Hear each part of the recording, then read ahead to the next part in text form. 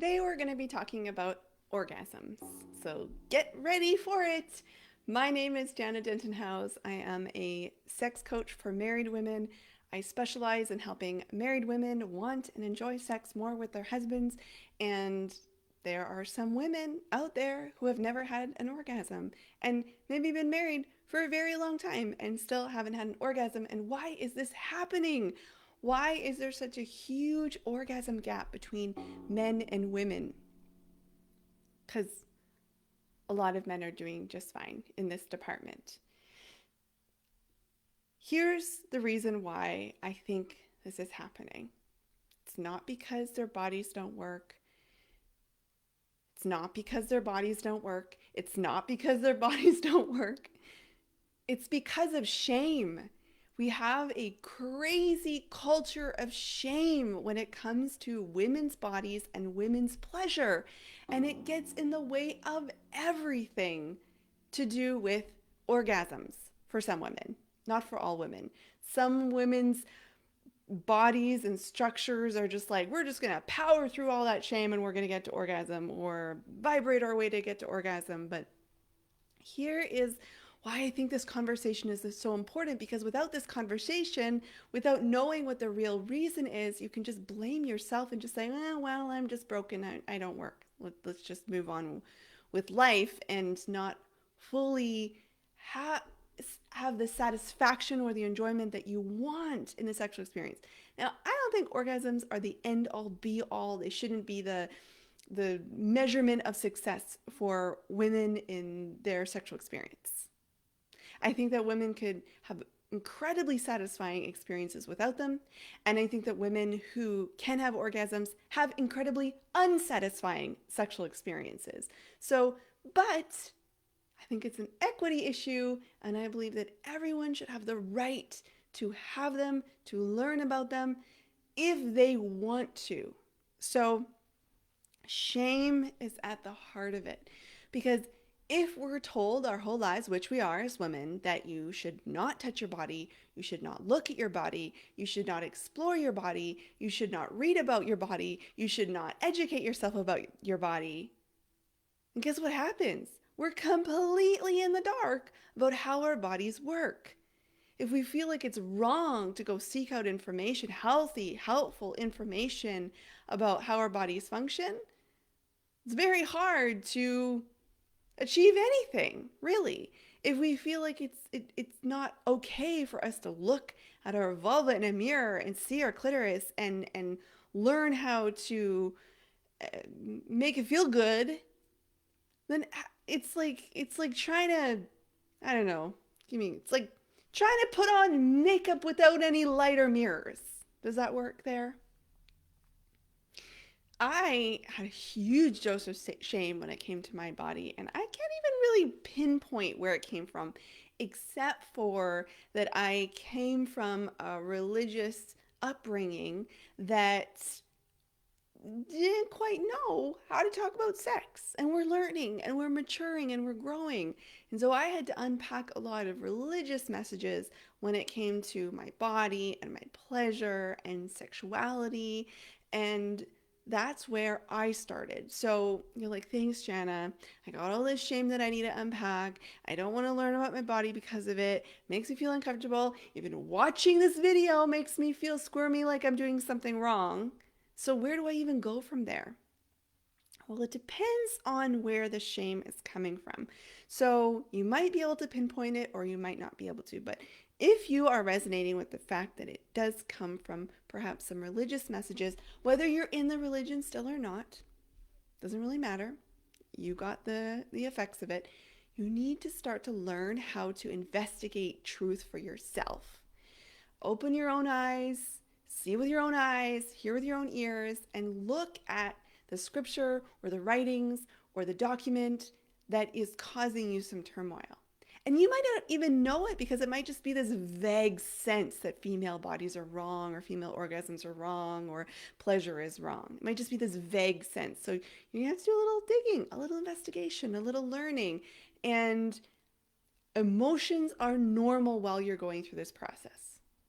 I felt a lot of anger, a lot of rage.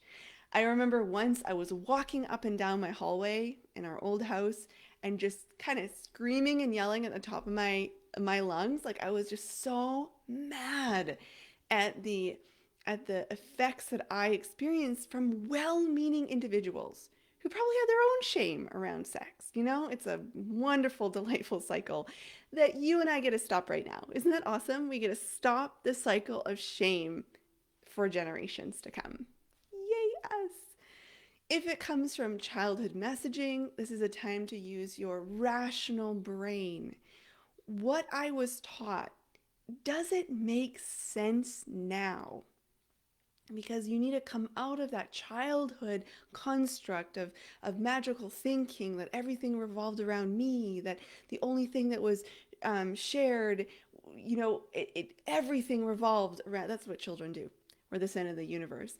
But now you're an adult, you can really think, does this make sense? Really, does this make sense?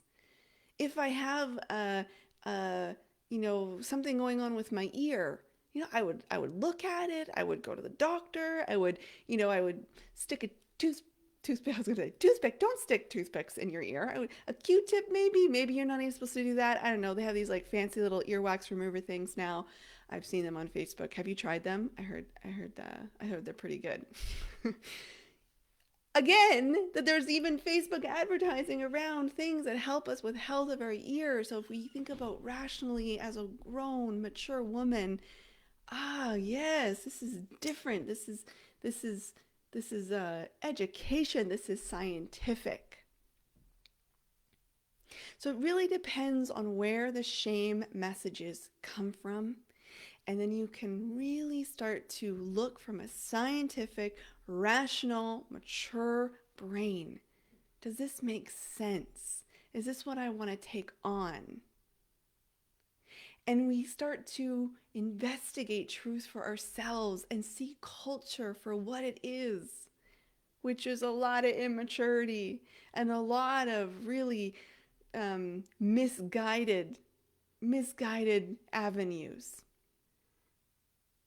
So permission to feel awkward as you're doing this, permission as you're waking up to shame messages and you're learning new things, it won't right away feel comfortable. You'll have many moments where you feel like to yourself, this is wrong. I shouldn't be doing this. I shouldn't be looking at my vulva in a mirror. I shouldn't be learning about how the clitoris works. I shouldn't be looking at images of what other healthy, normal, functioning vulvas look like. Why wouldn't we? When we're learning and educating ourselves about, I don't know, how to buff your nails and put on nail polish, you look at other nails and it's not so freaky or weird or anything like that. So permission for this process, permission for you to watch this video and just feel awkward and uncomfortable and strange. And then when you start to walk through that tunnel, you start to uncover the shame, you start to combat it, you start to come out of secrecy, because shame loves secrecy, and perhaps talk to your friend about it, or join the Wanting It More program. There's a little plug. And talk to other women about it and start to feel like, okay, all right, it's coming out. It's not so dark and secret anymore.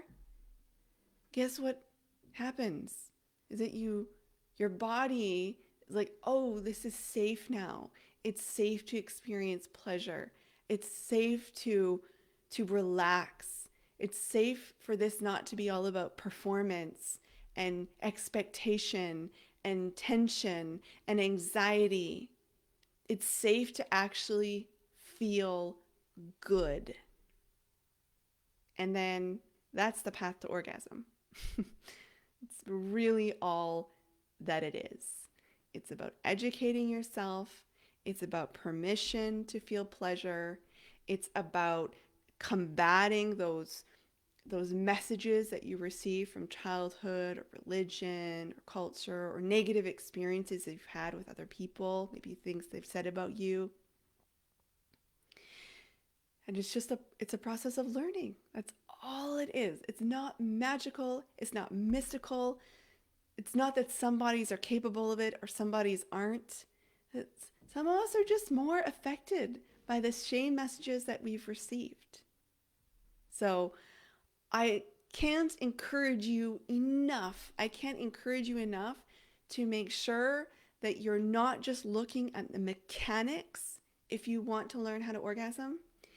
It's mostly about overcoming shame and how you can do that.